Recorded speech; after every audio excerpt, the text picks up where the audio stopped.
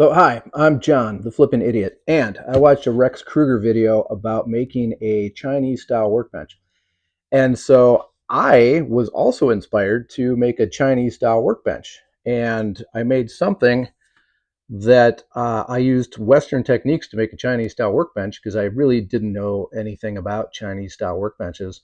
And I didn't have a friend that knew anything about Chinese style workbenches either. So what I made is this. I mean, I haven't put in the stretcher yet, but what I have is a tenon, and it's been cut. I wanted to make a bunch of these because I'd seen some videos about how people made these, crafty people, and what they did was they just took Kreg screws, which is fine. I'm wearing the hat, I think. Yep. And so they would just take the end, have the angle cut, and then they would put in some Kreg screws and just attach that on there and then beat up the wood to make it look more distressed. I wanted to do something where I would have a skinny leg. I've been using 2x2s, which are 1.5 by 1.5 inches. And I've been doing just through tenons. And I figured out some things that if you do want to make this style bench, will make it a lot easier. Let me see if these guys, yep, they just pop right out. So I fitted them. They can go in pretty loose. So you can be pretty generous with your hole here or your mortise. What I did was I actually made, and I made a video about it, I made an acrylic template. So I drilled out the bulk of the waste, and then I just came in with what's called a pattern bit. There's a bearing which tracks inside a box that I made in the acrylic, and then I just marked the center line. And that got me most of the way there, and then I actually took just a corner chisel and chopped it out and squared it up. So, I mean, if you're making one of these, you can just use chisels. You can use a drill. You can knock out the bulk of it. You can put, this is, I believe, about a 10-degree angle. So I inadvertently made the Chinese style leg where you, it's a lighter weight wood. I was going to maybe do some different styles and maybe make the tenon thinner. But what I would want to do first, and I have the stock, is I would want a wider leg or like a better hardwood. When you're using this soft stuff, you can see it kind of cracks apart. This is just some old Douglas fir.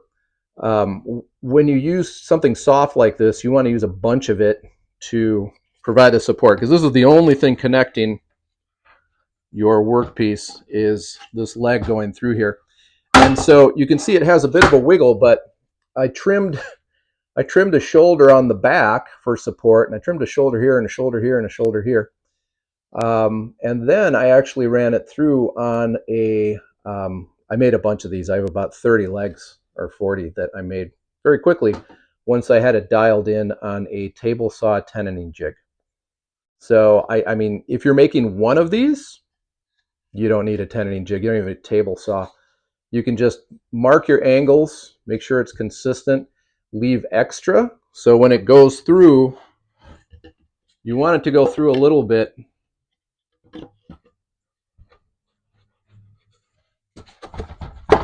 You want a little bit extra, and then you can flush cut it, because when you wedge it, and like I said, it's got a bit of a wiggle, but when you pound your wedges in there, that actually needs some room to spread, is what I think. Other people may not want their kind of those relief cuts in their tenons to be quite so generous, but I just went with a basically a table saw blade thickness. So like I said, I ran through a bunch of these on a machine. If you want to do this by hand, you don't need to do it if it's the Chinese style, is what I figured out after watching Rex's video. If you keep this, you make the shoulder a little bit wider, maybe make it a little bit wider, or a little bit, use wider stock, so you make it a little bit longer this way, so it's got more material, more strength. When you put that in there, what's going to happen is any gravity is going to force it to basically be like a hinge. This part, the shoulder, the weight on here is going to force it to close up, and then it's going to, when you have your cross piece in there, your stretcher, it's going to get pinched in there because these guys are going to want to kind of scissor together. The other thing I noticed is what started it, and I went back, and that's when I noticed is that there's a store in town by me where I actually went and looked at some Chinese benches. And what I found out was there's a variety. There's some public sitting benches. There's like a kid's bench. And then there was actually a woodworker's bench. And what they do is on the bottom, there will be a stretcher, and that's a through tenon. So it's going all the way across. It's like a 1x2 size, so thinner than that. But they have another one that has a tenon that goes part of the way in, but just disappears. And so you've got two of them. And so it hinges and locks in. What I'm thinking is if you didn't wedge it, I mean, you can certainly wedge it and lock everything in, but because of the design, how it's grabbing the stretcher, you could actually have a knockdown bench. You can tap the legs back out, and with the action, it will hold itself together. As long, if you sit on it, it'll hold itself together that much tighter. And then if you make sure that these are more snug, yeah, then it'll actually be really hard to get them out. You can even heat these up and dry them out and fit them when the wood is very dry. Chair makers do that, and it reduces the moisture content and gives you the tightest amount of wood material before, again, you plug it into your bench, your mortise. So the drier that is, when it goes in there, you could spray some water on it, and then it will it will swell up and it won't want to come out. So I mean, you could put them in the oven for a while. Don't go too hot. I did that with some dowels or tenons or something. I think they're actually Festool dominoes, and you could measure the amount of shrink there was. It was very significant if you just put them in an oven and like I said, do like, I'm not going to tell you, go low, go slow, run the exhaust fan. But what the chair makers used to do is they'd have a pot on the stove with really hot sand in it, and then they would stick the ends in there, the tenons in there. Like, this was a Roy Underhill TV show tip. They would stick that in there historically, and it would cook out. It would heat up the moisture, and then you would get the smallest piece of wood going into your mortise possible. So, yeah, I am going to post some pictures and intersperse them about what I found with the actual Chinese benches. I was able to get some photos of. So anyways, if you're curious to know more about this, please comment. I've made videos about making the tenons, making the templates, using a router. You can just use chisels. And one thing I figured out is these are straight through. You take care of all the splay, the angle on the leg, by just cutting an angle on the leg. So these are just straight. So they're pretty quick to make with the router and the template.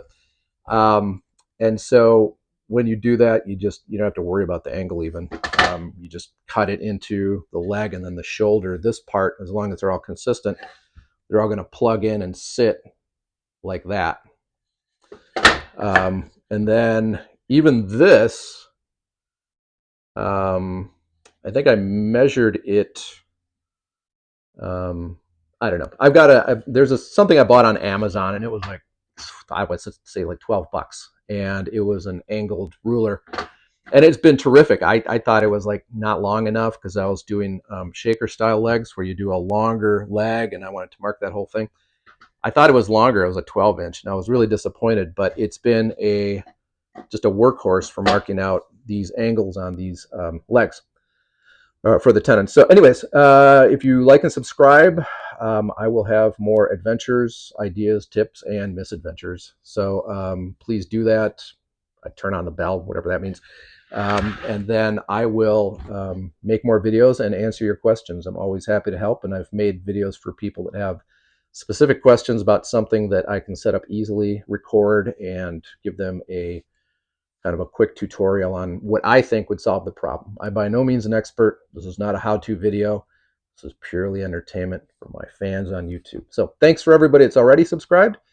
Thanks to any new viewers thinking about subscribing. And I appreciate everything, and I got to go back to woodworking and making more videos. So thanks for watching this and putting up with my my chatter. All right, thanks again.